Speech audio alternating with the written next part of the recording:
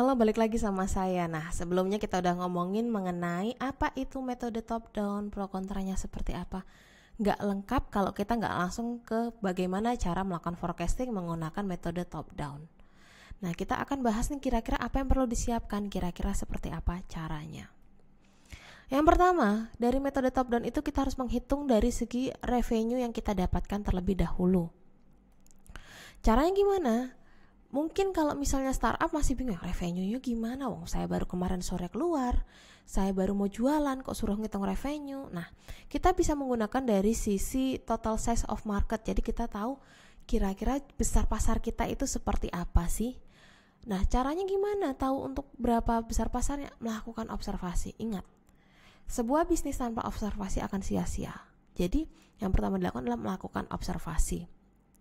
Setelah melakukan observasi, kira-kira kita ngapain? Kita akan menentukan jumlah. Kira-kira estimasi berapa sih konsumen yang bisa kita dapatkan? Berapa sih pangsa pasar yang bisa kita dapatkan? Caranya gimana? Ya ngestimasi pesaingmu. Misalnya pesaingmu nih, dalam kurun waktu 3 bulan bisa dapat kira-kira konsumen sebanyak 300, ya berarti kamu di bawahnya pesaingmu. Kasaran gitu. Kenapa? Karena pesaingmu sudah punya nama, kamu masih baru mau keluar. Gitu. Nah, misalnya di sini nih, kalian adalah sebuah bisnis di mana masuk di sebuah market. Nah, kalian hanya bisa mendapat 3% dari jumlah pangsa pasar yang ada, di mana total marketnya itu adalah 1 miliar. Yang artinya, karena kalian hanya bisa 3%, cuman bisa dapat 30 juta. Dari mana? 3% dikalikan dengan 1 miliar. Itu misalnya gambaran terkait dengan annual sales-nya, terkait dengan revenue-nya seperti apa. Cuman bisa ada cara yang lain untuk menghitung secara garis besar terkait dengan revenue-mu itu berapa. Nah, cara yang kedua, kalau udah tahu revenue-nya berapa, kita menghitung jumlah sales-nya, forecasting sales-nya. Yang pertama, hitung dulu nih berapa rata-rata penjualan tiap bulan.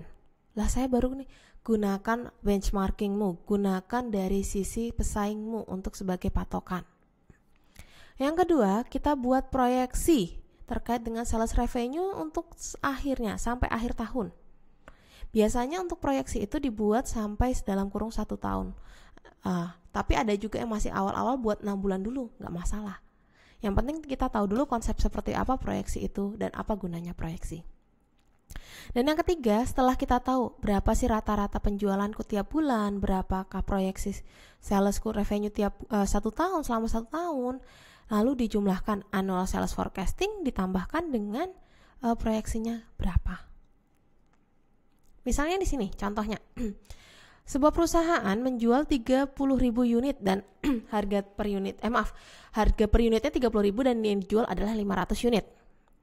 Lalu revenue yang didapatkan adalah 15 juta. Dapat dari mana? 30.000 unit dikalikan dengan 500 unit, ketemunya 15 juta. Lalu dalam kurun waktu 3 bulan kan kita terjualnya 500 unit nih, nggak tahu nih Januari, Februari, Maret berapa. Ya udah kita kira-kira aja, yang artinya ternyata 15 juta untuk 3 bulan berarti 1 jutanya kurang lebih 5 juta deh ininya sales rate-nya. Nah, terus selanjutnya kita menghitung revenue. Karena kita 3 bulan berarti masih ada sisa 9 bulan dalam 12 bulan. Dalam 1 tahun, 12 bulan. Kilang 3 masih ada 9.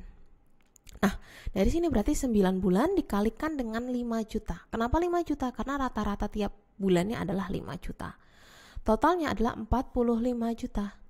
Sehingga dalam 1 tahun kira-kira terkait dengan sales revenue-nya adalah 15 juta ditambah dengan 45 juta. Ketemunya adalah 60 juta gitu. Nah, itu cara nyari yang namanya terkait dengan rate-nya berapa, revenue-nya berapa. Nah, ada beberapa hal yang kita harus ketahui ketika menggunakan metode top down. Ingat, top down itu kita secara eksternal bukan internal. Berarti ada beberapa faktor yang mungkin akan mempengaruhi dari segi eksternalnya. Yang pertama, di sini ada contoh beberapa, tapi banyak itu sebenarnya eksternal itu banyak, tapi tak ambil cuma 5 aja. Yang pertama, dari segi inflasinya. Kalau misalnya inflasi adalah bisa dikatakan kenaikan harga yang terus-menerus dan keseluruhan, otomatis akan berefek kepada biaya-biaya yang dikeluarkan, otomatis akan berefek kepada daya jual juga, otomatis akan berefek kepada estimasi penjualan.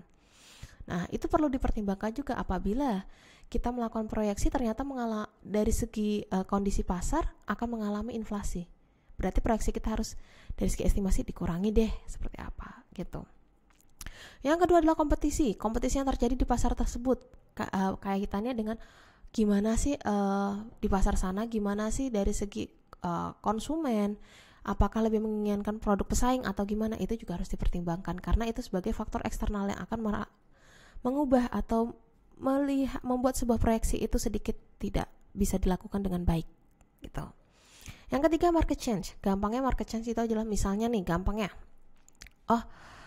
tren saat ini gampangnya gini, di pasar makanan, di cemilan saat ini biasanya lebih sering yang ngomongin tentang basreng dengan bumbu kering. Tiba-tiba pasar berubah, permintaan konsumen berubah, pengennya basreng dengan bumbu basah. Otomatis konsumen-konsumen yang sebelumnya membeli basreng dengan bumbu kering itu berpindah ke basreng bumbu basah. Berarti penjualan juga akan mengalami penurunan, estimasi juga akan mengalami penurunan. Nah, itu lebih ke kondisi pasar atau permintaan di pasar itu sudah berubah. Selanjutnya ada yang perubahan juga adalah industri. Kalau misalnya awalnya di industri fashion itu tren yang terjadi adalah celana cutbray. Nah, terus kita jual nih celana cutbray, tiba-tiba trennya berubah, industri berubah, kita nggak celana cutbray lagi. Ya sudah, nggak akan laku. Berarti akan mengaruhi terhadap estimasi penjualan juga gitu. Dan yang terakhir, faktor eksternal yang sering terjadi adalah seasonality. Gampangnya kayak misalnya ada musim liburan, lebaran, Natal, tahun baru, yang dimana musim-musim tertentu itu mengakibatkan penjualan akan mengalami peningkatan cukup drastis, tapi di kondisi tertentu, musiman tertentu akan mengalami penurunan cukup drastis. Nah, ini perlu dipertimbangkan ketika kita buat proyeksi selama 1 tahun. Jadi kelihatan kira-kira kapan yang naik, estimasinya naik tinggi, kapan estimasinya ya udah standar aja deh gitu. Jadi faktor eksternal itu jangan sampai dilupakan ketika kita menggunakan metode top down. Oke, sampai di sini dulu untuk diskusi kita terkait dengan pendekatan top down. Kalau teman-teman masih ada bingung silahkan ditanyakan. Kurangnya saya mohon maaf. Wassalamualaikum warahmatullahi wabarakatuh.